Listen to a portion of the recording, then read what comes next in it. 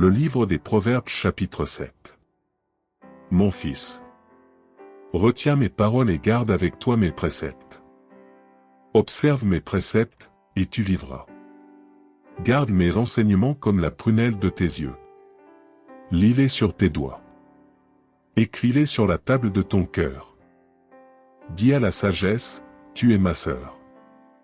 Et appelle l'intelligence ton ami.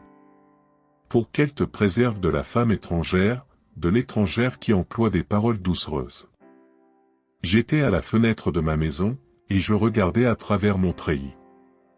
J'aperçus parmi les stupides. Je remarquai parmi les jeunes gens un garçon dépourvu de sens. Il passait dans la rue, près de l'angle où se tenait une de ces étrangères. Et il se dirigeait lentement du côté de sa demeure. C'était au crépuscule, pendant la soirée. Au milieu de la nuit et de l'obscurité.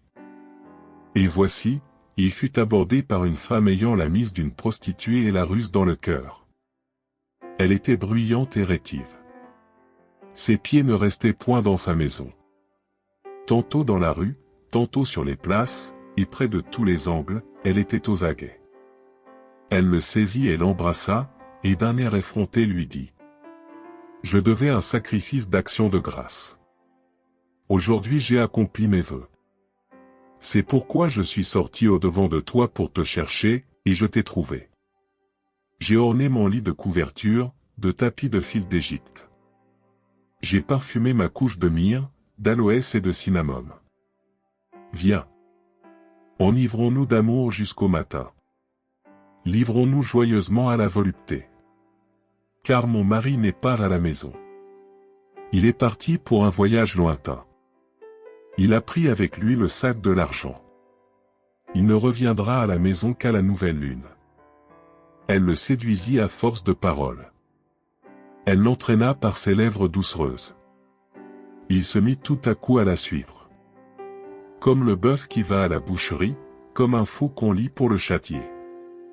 Jusqu'à ce qu'une flèche lui perce le foie, comme l'oiseau qui se précipite dans le filet, sans savoir que c'est au prix de sa vie.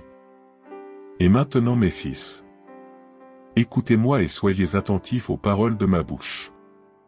Que ton cœur ne se détourne pas vers les voies d'une telle femme. Ne t'égare pas dans ses sentiers. Car elle a fait tomber beaucoup de victimes, et ils sont nombreux, tous ceux qu'elle a tués. Sa maison, c'est le chemin du séjour des morts. Il descend vers les demeures de la mort.